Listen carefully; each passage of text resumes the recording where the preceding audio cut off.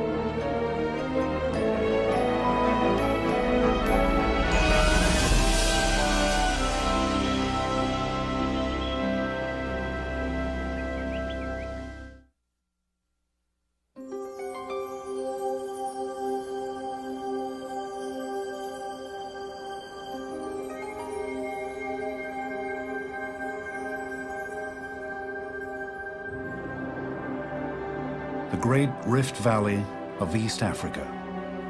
Here is where the human story began. For millions of years, Africa was the landscape of human evolution. Across this terrain, an ancestral people survived, reproduced, and passed on their traits from generation to generation. Without Africa, humanity as we know it might never have evolved.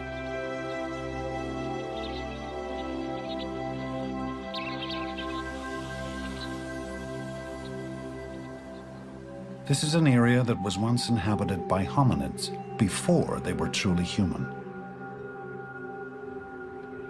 Now it's a site scientists visit to understand how people lived and what they thought about over 1 million years ago. Soon after the rains each year, Rick Potts leads a team that scours these badlands, finding stone tools and fossils. Potts believes this place was once a tool-making factory. It takes really sharp eyes to find that first fragment of fossil, or to find that sliver of stone tool that says hominids were right here at this spot.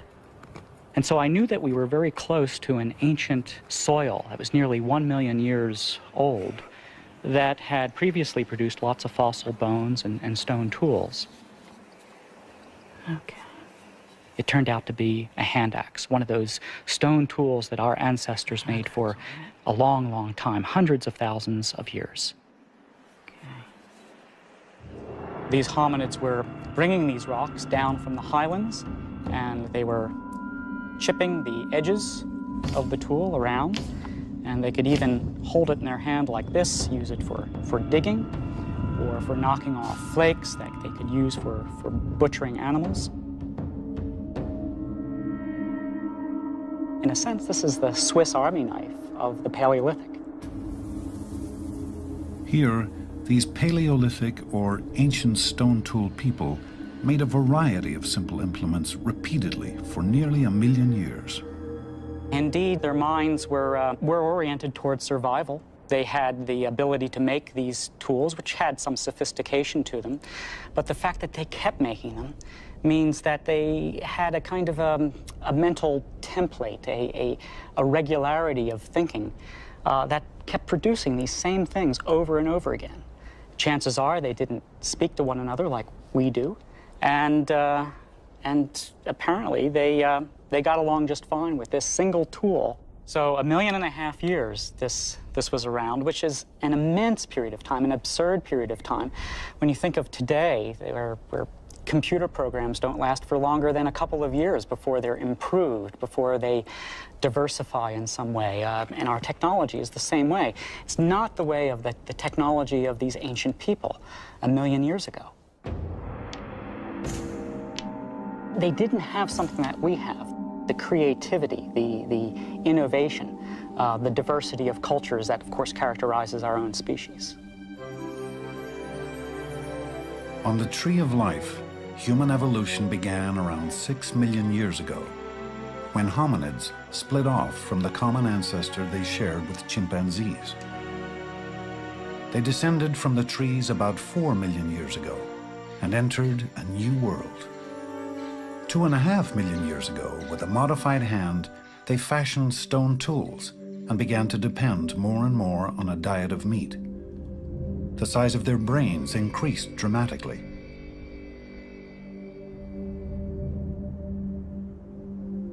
And about 2 million years ago, some began leaving Africa. These early travelers were successful for a while, but in the end, they all became extinct. It wasn't until about 60,000 years ago that the first truly modern humans, our ancestors, began leaving Africa. They were hunter-gatherers, foraging for food, living in small groups, roaming a wide landscape. But they were different from their predecessors. They had begun a revolutionary way of life. This lifestyle had emerged over millions of years through the multiple processes of evolution: mutation, selection, adaptation, competition, failure, punctuated by the occasional success. It was a story of evolution, of change over time, no different from the stories of so many other species. But in the end, it produced results new to the planet. Behavior changed very radically at around 50,000 years ago. This is someone who lived in Israel, let's say roughly 100,000 years ago, this skull. Now you might say, Israel, is that Africa? At the time, in a sense, it was. If you look at where Israel is today, Israel is on the very margin of Africa, and there have been times in the past when Africa expanded a bit ecologically and Israel was effectively incorporated in Africa. This is someone who looks very much like us. And I think if this person were alive today, if we put the flesh back on and dressed this person properly, we wouldn't see any significant difference. It would not be somebody who would cause you to cross the street if you saw this person coming at you from the other direction. And yet, this 100,000-year-old human did not behave like us. And then here, we have a fully modern person, someone who lived in Africa within the last 40,000 years. Basically the same kind of skull, particularly the same kind of brain, or same shape to the part of the skull that contains the brain. But this is someone who behaved in a very different way than the prior person. This is someone who made a wider range of recognizable stone artifacts, made a lot of artifacts out of bone and ivory and shell, produced art. People like this would be recognizable not only in terms of their appearance, but in terms of their behavior as fully modern humans. In a sense, we're all Africans. If you took a bunch of human babies from anywhere around the world, from Australia, New Guinea, Africa, Europe, and scrambled the babies at birth and brought them up in any society, they'd all be able to learn the same languages, learn how to count, learn how to use computers, learn how to make and use tools. And it suggests that the distinctively human parts of our intelligence were in place before our ancestors split off into the different continents. After leaving Africa some 60,000 years ago, this fully modern species headed east into Asia, and even to Australia. Others followed the coast of the Mediterranean, north, dispersing into the hills, and leaving behind evidence that their minds were unique. Here in Turkey, Mary Steiner and Steve Kuhn have been excavating a home that these early immigrants occupied. A cave called Uchazla, one of the earliest modern human living sites. We're standing in the extreme back of the cave here, and there's been a variety of activities that took place in this part of the site. At a somewhat higher level than the one we're excavating about here, there was a structure, a kind of wall of stones that delimited what we think was a bedding area. A little lower down, what you see is this triangular shape, which is basically a cone of debris, and this was a garbage dump. There's this white material, which is ash, and this sort of yellowish ashy sediment, and every single one of these white specks is a bone or an artifact. This is just chock full of material. It's a garbage dump. Now, that may not seem very romantic, but as an archaeologist, it's a wonderful thing, because garbage is full of evidence about how people lived and what they ate, what they did, how they made their tools. The team hoped they would unearth clues to the routine of life 40,000 years ago. They were in for a surprise. Very quickly after we began excavation here, we realized that we had something truly extraordinary. As soon as we started digging into the sediments, we started finding lots of ornaments. Mostly shell beads, but a variety of other kinds of things. They look like teeth when you first encounter them, and my heart rate goes up, and I think, more human fossils. Yep. Yet another. Just Nacerius? Oh, yeah, yeah, that's Nacerius. And it's got the little hole in it. One of the local species here. It's definitely perforated. Oh, yeah. This one's in very good condition, too, even some of the original color of the shell. It's tremendously exciting and sort of daunting because nobody had reported these before from this part of the world, and your first thought is, what did I do wrong, you know? As they worked the layers of sediment, they began finding beads that dated back 43,000 years, making them the oldest beads found anywhere in the world. Now we have nearly 1,000 ornaments, mostly shell beads of a variety of species, but also things like the claw of a large raptor or large predatory bird that's been notched to be suspended in a sort of necklace fashion. They're always selecting the same species. This is an animal that's relatively rare on beaches, but nonetheless does occur in the area. And uniformly, people selected these. You can see also that they've been artificially perforated by a person, so in order that they could be suspended. For the first time in the Upper Paleolithic, people found it necessary in some areas to say things about themselves using durable material items.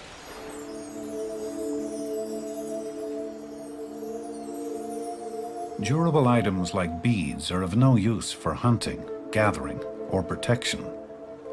They suggest that those who lived here had more on their minds than simple survival. So why were these beads so important? And what can they tell us about the early days of modern humans? Beads and artifacts have been found along the routes our ancestors took. 43,000 years ago, humans had spread north to Eastern Europe. Then they moved into the Russian plain and Central Europe. By the time they settled in Western Europe, 38,000 years ago, they were not just making beads, they were mass-producing them. In southern France, Randy White has been scrutinizing these ancient beads. With powerful magnification, he can tell just how they were made, and he can reproduce prehistoric bead-making techniques. If I were to give you a piece of soapstone or a piece of mammoth ivory, and I were to ask you to put a hole in it, I know exactly how you'd do it. You'd drill a hole in it, you'd turn it, you'd rotate it to make a hole. But you know what? That's part of our culture, believe it or not. That's the way we've learned how to do things. Early modern human people had a completely different technique for making holes. They did it as I'm doing. They actually dug a hole into a piece of material at a very early stage of production, and it leaves some pretty ugly traces. But because the process is one by which you grind and you polish afterwards, they were able to remove all of those ugly traces and to leave behind the tiniest of little openings. I've got a hole. A very, very, very tiny little hole that I've opened up using a very, very large point. It's actually a very emotional experience to be sitting here having finished a bead using exactly the same techniques that people did 35,000 years ago, with exactly the same raw materials that people used 35,000 years ago, in exactly the same form, in exactly the same place. We have from this rock shelter more than 1,000 beads like this. We know that someone who was mentally, emotionally, very much like ourselves, sat somewhere in this vicinity 35,000 years ago and made exactly what I've just made for you. People have tended to look at beads and suggest people were just sort of playing around. But in fact, we know that here at Castelmerle, they were spending thousands of hours making beads when they could have been doing other things that we might think to be more productive. Beads are artifacts of the mind's Big Bang. They are evidence of our creative and cultural beginnings, recalling a time when bands of humans began interacting socially with one another. Expression in materials is really one of the hallmarks of the revolution, if you will. This is something really new on the horizon. This is people creating social identities that don't exist in nature. This is saying, I am a Cro-Magnon woman. I've given birth. I have a particular history. I have a particular status within my group. And anyone who's a member of that group will be able to see that at a glance by the fact that she's wearing certain kinds of animal teeth, certain kinds of beads. Her clothing is decorated in certain ways. It's a mode of visual expression, but it's expressing social relationships. And I think that's something clearly that's very new in human evolution. Humans using technology in the service of social identity. This was momentous.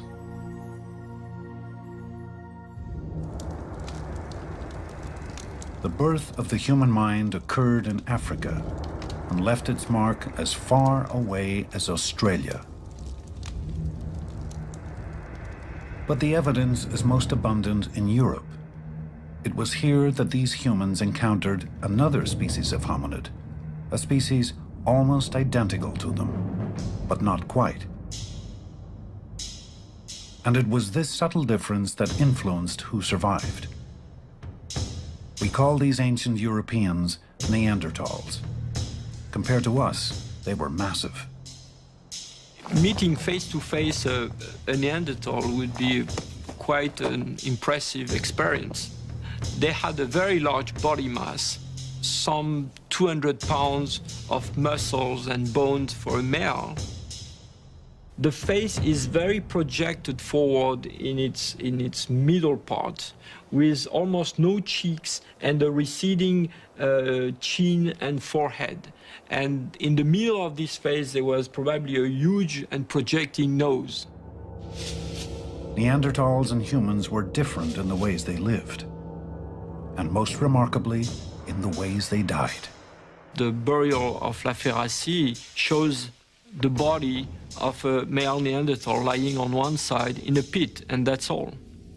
And so far, we have very few evidence of Neanderthal burials with any kind of complex construction or organization.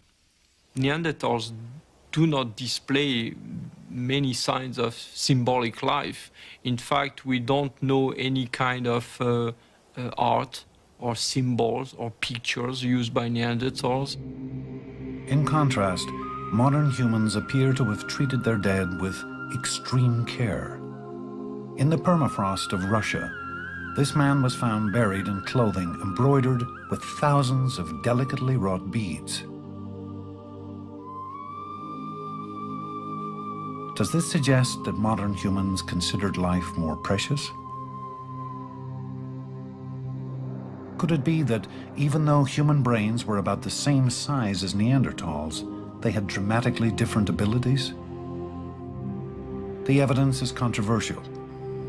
So scientists like John Shea of the State University of New York are reenacting the activities of both species to understand how their minds might have differed. The Neanderthal point's big and heavy, and the nature of its heavy handle means that it could not have been thrown very far. In fact, it was probably not thrown at all. It was probably a stabbing weapon, used more or less like a modern bayonet. That means that in order to kill an animal, the Neanderthals had to get up really close and stab this thing into a big, dangerous creature, putting their lives at risk. And if a Neanderthal spear ever was thrown, its range was limited. 19, 20, 21, 22, 23 meters thrown with a Neanderthal-type wooden spear. The modern human weapon, on the other hand, this piece of antler here, is very narrow, cone-shaped, like a bullet. It's attached to a very narrow handle. And this suggests it was probably thrown from a great distance. Making the antler point takes hours and hours and hours. You have to soak the antler until it's just right, and then carve it by abrading it against a piece of sandstone, something more or less like this. You know, it takes a tremendous amount of patience to impose will, to impose design on this antler.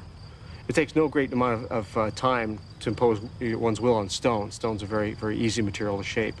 The Neanderthal point could have been made in a matter of minutes. It's very, very simple when you know how to chip stone the correct way. Quick and dirty is the name of the game for Neanderthal technology. The next thing you want to do, you see this ridge here? The way the ridge sticks up? Hold this up like I showed you, and then with your hammerstone, hit right there. On, and you'll undercut this whole mass and flatten the thing out. What I'm doing in teaching stone technology here is I'm trying to recreate the evolutionary environment. This is probably the way modern humans transfer these skills, is an older individual sitting around with younger individuals. You can share information. Neanderthals, we don't have any evidence of systematic teaching. There's probably something, they reinvented the wheel a lot. Beyond 50,000 years back in earlier antiquity, it's the same thing over and over and over again. That tells you there's not a lot of information being transferred, probably just imitation. But after 50,000, when the modern humans show up on the scene, every generation there's something new. Not simply to duplicate old technology, but to build on the experience, knowledge, and wisdom of elders. This, for modern humans, was a vital strategic advantage. Now stop. Now, technology could improve from one generation to the next. With this new invention, the spear thrower, a weapon could be launched even greater distances, reducing the hunter's risk. Neanderthals, 24 meters.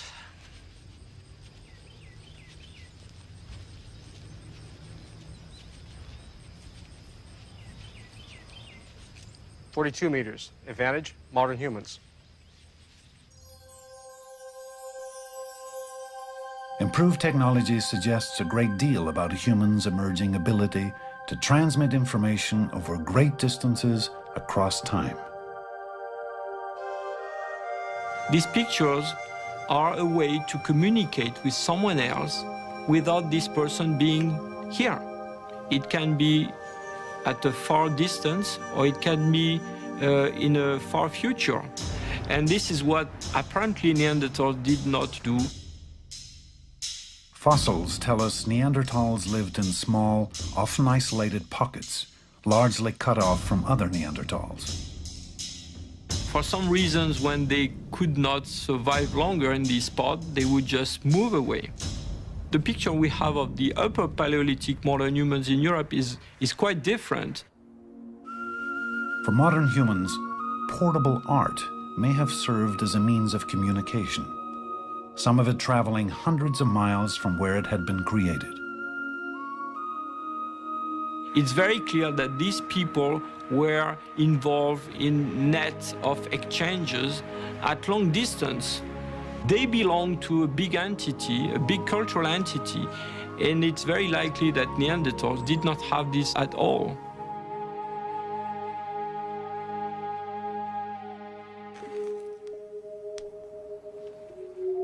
Perhaps the most compelling evidence of early culture is concealed deep beneath the earth. While we may not know exactly why humans painted in these caves, we now can guess how they painted. Archaeologist Michel Blanchet has studied the techniques of cave art.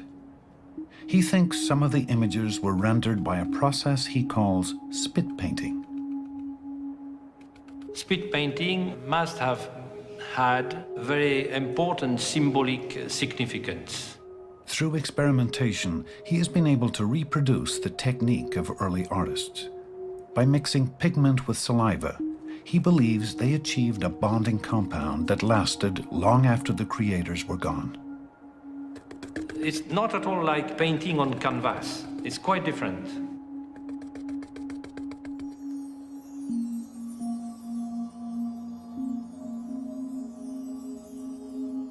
The cave is full of shapes, natural shapes.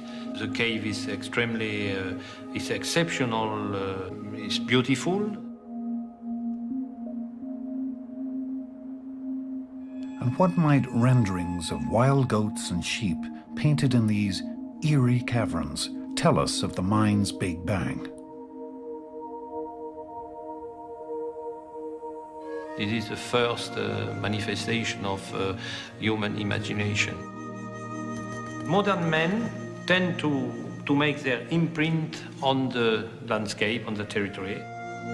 So it's why they penetrated in the deepest part of the earth. It's like to express themselves, to say that we are the owner of the earth in some way, and we have some relationship, personal relationship, with the spirit living inside the earth. In other corners of these caves, Blanchet has found artifacts made of bone and a pattern of wear on the rock that led him to speculate these cave explorers also made music.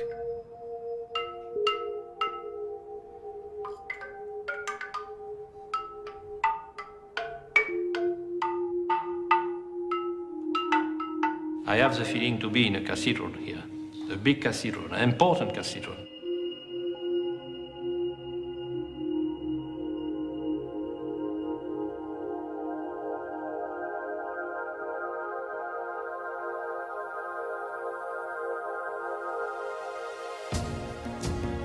So, below and above ground, our ancestors were refining technology and art and communicating in complex ways.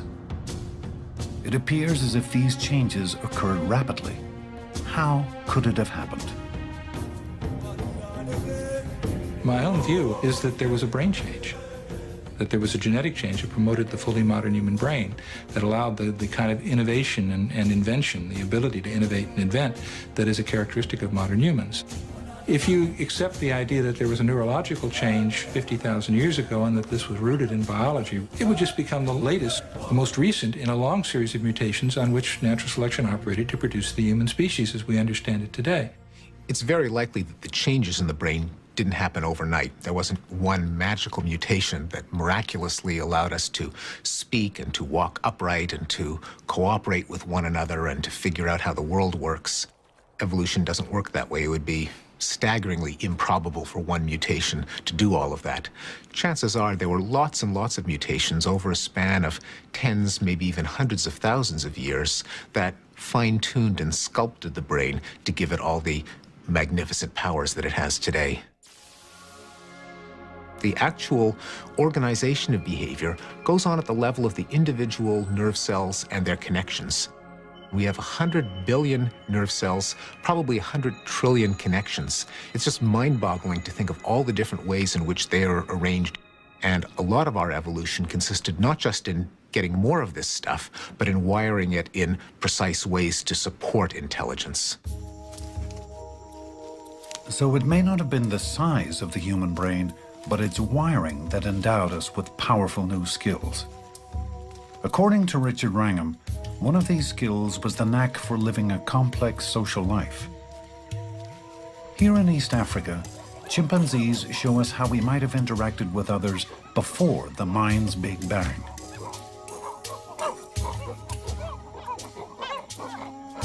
Social climbing is the one thing that really makes a male's world. But they do it not in just a one-to-one way.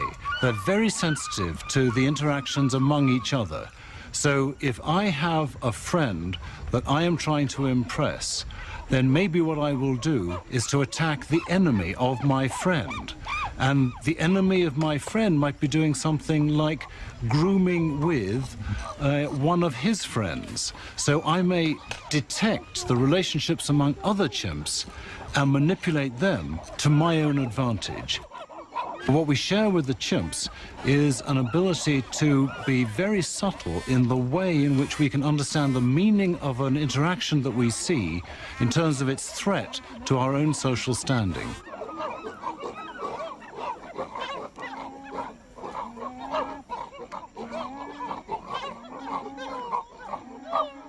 In humans, a little word to the father of a badly behaved adolescent, and all of a sudden you can control their behavior.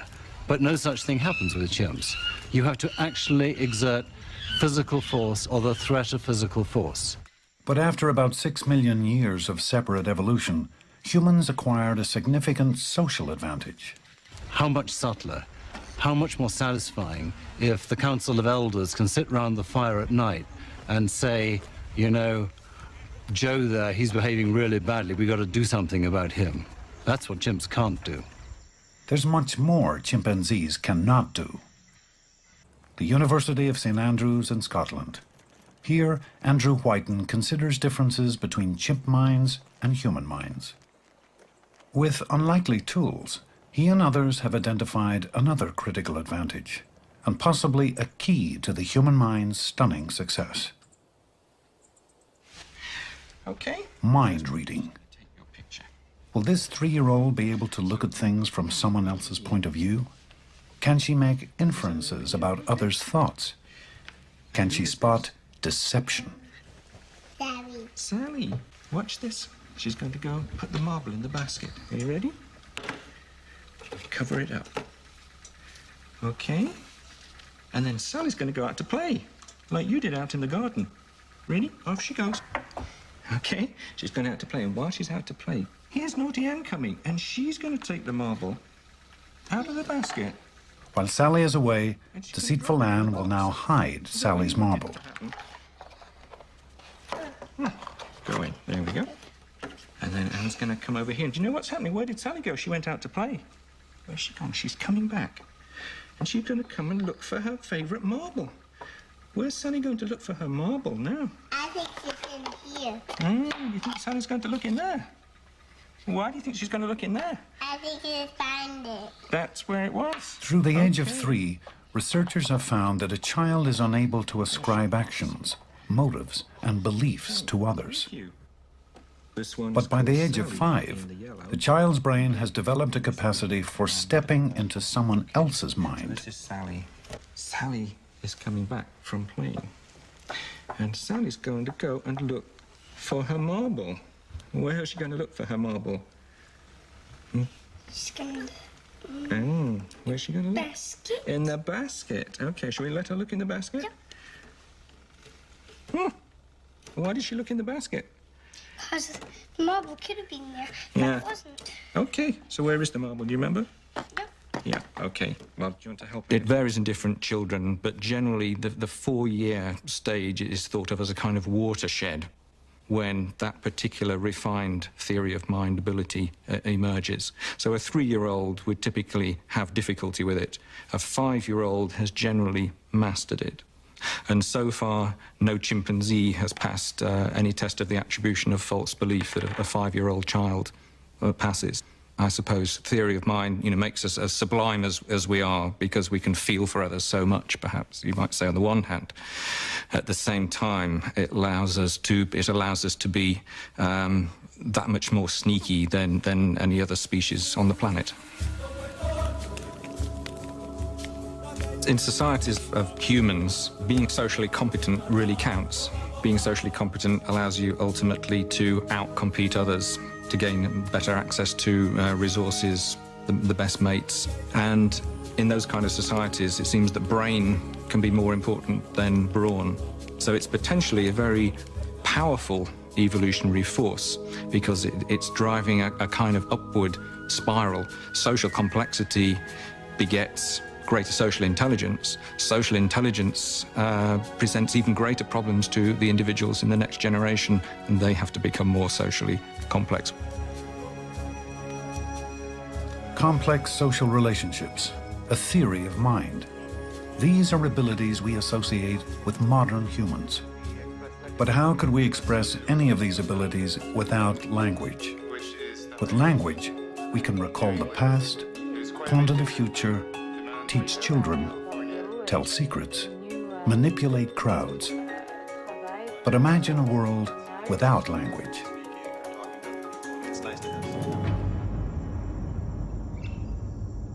Nicaragua, Central America.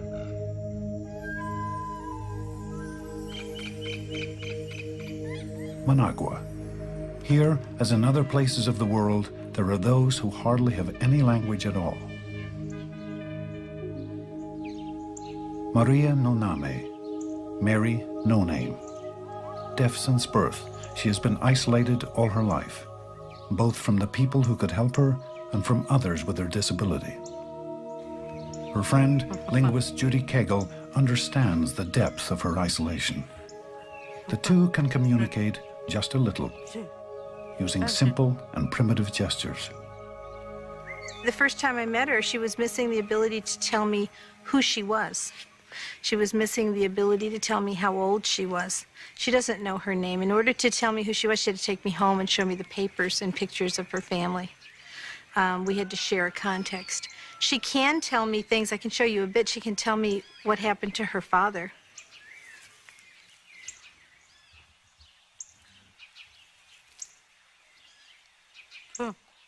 I asked her about her father dying, and she said 3, okay? What 3 meant was he was shot 3 times.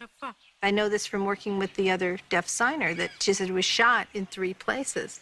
And that's how her father died, right? Yeah.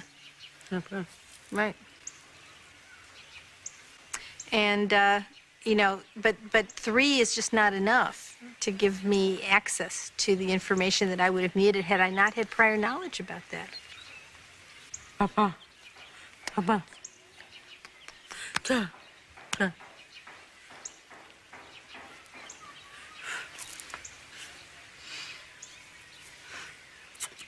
Okay. What she's saying is, I had a daughter that went away and got married, and that was it. She never came back. I had a son that went away, and I never heard from him again. You know, that's it. I'm alone. That's my life. She was language ready. The problem was she didn't get access to language within that critical period, and that critical window for learning language in the way that we learned it is closed. This window for language remains open until we reach age 7. Then it slowly closes as we advance towards puberty. Before the 1980s, many deaf Nicaraguans were like Mary No Name. They never encountered the window for language because they never encountered others with their disability. But in 1980, after the Nicaraguan Revolution, the new government tried to enhance deaf people's lives. It brought deaf village children into Managua to end their isolation. Here, educators tried to teach them an existing sign language. The effort failed. The children showed little interest in learning a language forced upon them. Instead, they began communicating with each other in their own way.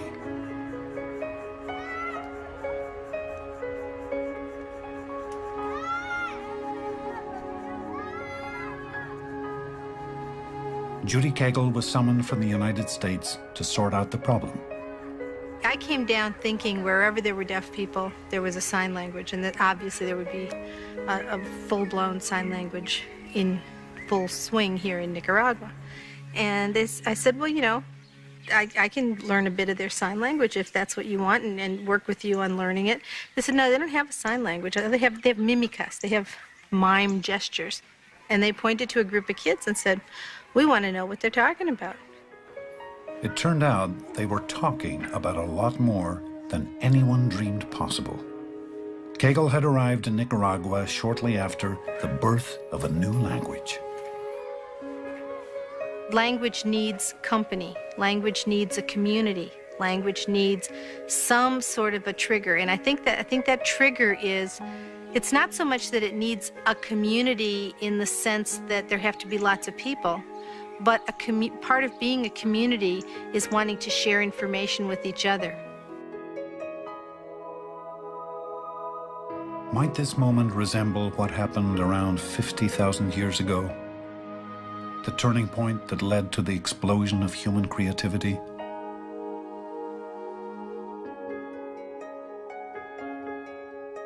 Language does not need a voice. It is our legacy, an inevitability of being human. Today, we still don't know exactly when language evolved, when it opened the door to our phenomenal success as a species.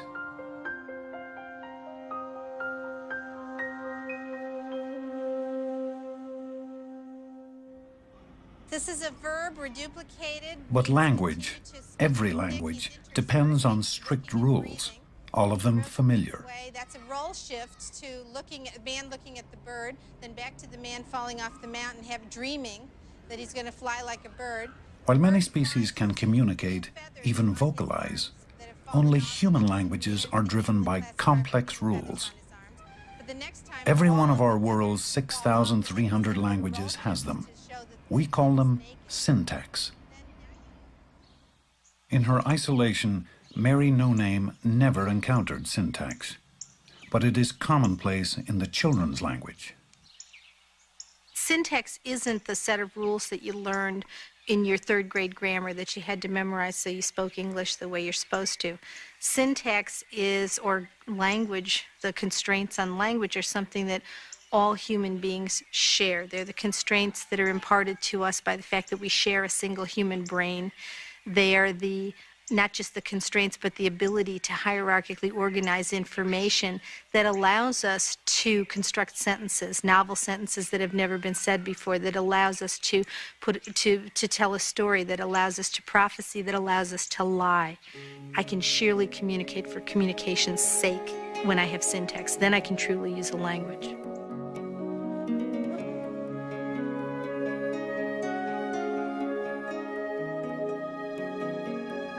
And those most gifted with the tools of language might have been the ones to prosper, according to Richard Dawkins.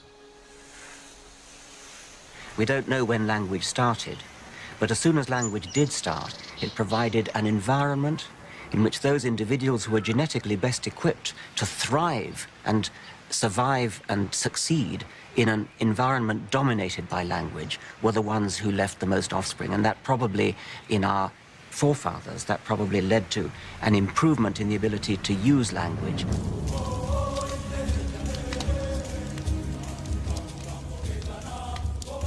What exactly was the evolutionary purpose of language? Was it to discuss water holes, weapons, what lay over the hill? Or might it have had another advantage? The answer may be surprising.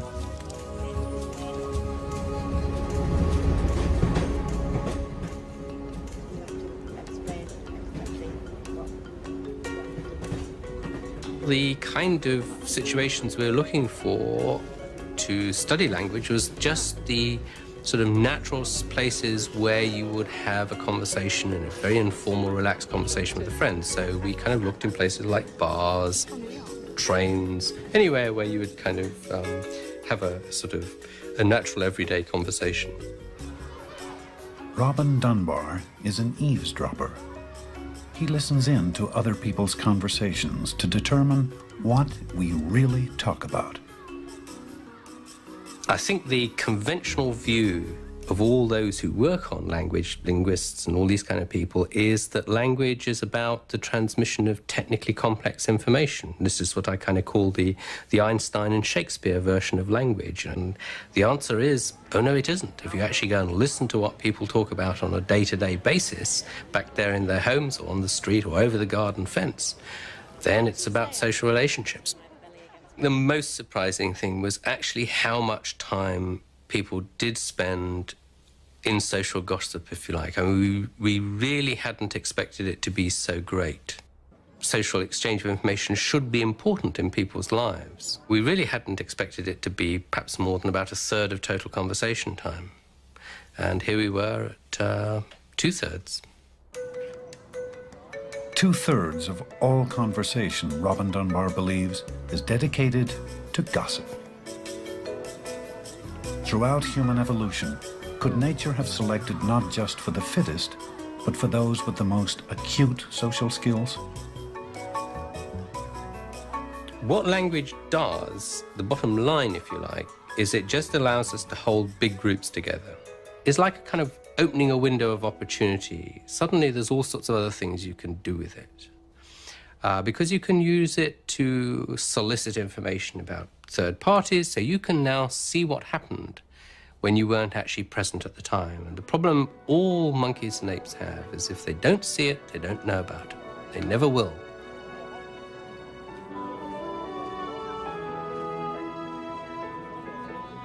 Gossip is certainly one of the things that language is useful for, because it's always handy to know who needs a favor, who can offer a favor, who's available, who's under the protection of a jealous spouse. And being the first to get a piece of gossip is like engaging in insider trading. You can capitalize on an opportunity before anyone else can. But language is useful for other things, for exchanging technical know-how. How do you get poison out of the gland of a toad? What's the best way to make a spear? Where are the berries? What's the best time of year to hunt? It's also good for one-on-one negotiations. If you give me some of your meat, I'll give you some of my fruit. There are all kinds of ways that language can be useful. Gossip, I think, is just one of them. Language, the force that created modern human culture, and that today tells us who we are, how we belong, and where we're bound. Language, according to Richard Dawkins, is also central to a new and powerful evolutionary force. As far as a human lifetime is concerned, the only kind of evolutionary change we're likely to see very much of is not genetic evolution at all, it's cultural evolution. And if we put a Darwinian spin on that, then we're going to be talking about the differential survival of memes as opposed to genes. Memes are ideas, habits, skills, gestures, stories, songs, anything which we pass from person to person by imitation. We copy them. Now, just as genes are copied inside all the cells of our body and passed on in reproduction, memes are copied by our brains and our behavior, and they're passed from person to person. And I think what happens is, just as the competition between genes shapes all of biological evolution, so it's the competition between memes that shapes our minds and our cultures. So it's absolutely central to understanding human nature that we take account of memes. Sue Blackmore believes memes have been the forces driving human evolution, especially since the mind's Big Bang some 50,000 years ago. She sees ideas, prejudices, trends, and breakthroughs behaving much like genes, self-replicating and accumulating from mind to mind, society to society, generation to generation. Memes are the building blocks of a new kind of evolution. If units of culture replicate themselves in something like the same way as DNA molecules replicate themselves, then we have the possibility of a completely new kind of Darwinism. Changes in the human lifestyle for the last 50,000 years have had very little to do with any biological change in our brains. The reason that we live differently today from the way the cavemen lived is not because we have better brains, but because we've been accumulating all of the thousands of discoveries that our ancestors have made, and we have the benefit of a huge history of inventions that we communicate non-genetically, through language, through documents, through customs. Memes can be more than passing fads. They can be titanic. They can modify the world, revolutionize life, even suppress the forces of biological evolution. Consider insulin, one such meme, now some 80 years old. Before insulin, diabetics weren't expected to live. It was really considered a fatal disease. I would probably not be here without insulin. It's just been a huge... It's allowed me personally, as a diabetic, to live. 14-year-old Jared is on a week-long hike with others who share his disease, juvenile diabetes. An outing like this may not appear revolutionary, but it is. With exercise, a diabetic's blood sugar balance can plummet dangerously. 231. Normally that's pretty high, but on the trail we try to keep our blood sugars up just in case we go low. And, you know, we just want to make sure that we've got plenty of sugar in there since we're doing so much exercise. Jared has his condition under control, thanks to a device that supplies him with insulin the instant it's required. This may seem mundane today, but before the 1920s, individuals like Jared would have died as children, never to reach the age of reproduction, never to pass on their genes.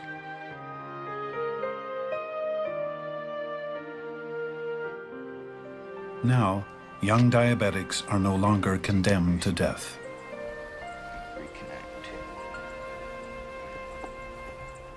Insulin, an idea that became a cure, is just one more meme that helps modern humans elude the forces of evolution. Like so many other scientific breakthroughs, it provides us with new ways to survive. A lot of the creations of the brain can make up for physical deficiencies and could actually change the course of evolution. Thousands of years ago, someone who was severely nearsighted probably wouldn't have had many descendants. He would have been eaten or fallen off a cliff a long time ago. But we invented eyeglasses, and now being nearsighted has no disadvantage at all. There's some people who might say, well, isn't this interfering with evolution? Wouldn't we be better off letting the diabetics and the nearsighted die an early death to improve the physical vigor of the species? That really goes against the way human evolution works, which is that for tens of thousands of years, we've depend for our survival on our own inventions, on our own creation, and this is simply extending that process. Our revolt against biological evolution has taken many forms. Call it culture, call it memes, call it mimetic evolution, whatever. It makes every one of us this planet's best survivor. So far. Nowadays, I would say that mimetic evolution is going faster and faster, and it is almost entirely taken over from biological evolution. Not entirely, in the sense that the two are going along hand in hand.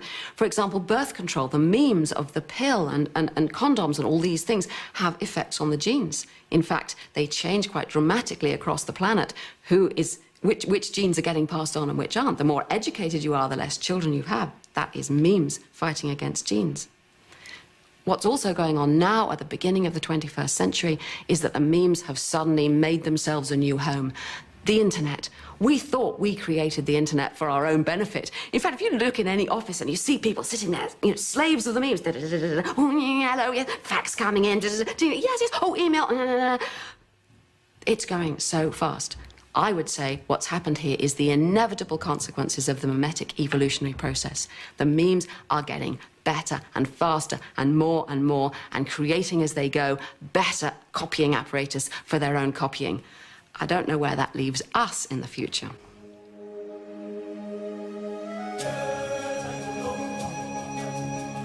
For our species, as for all others, biological evolution has been the primary engine of change. But since the birth of culture some 50,000 years ago, forces far more powerful have overtaken human evolution. The mind's Big Bang was the birth of a new kind of change, not of the body, but of ideas. For the future of humankind, evolution may be no more than what we make of it.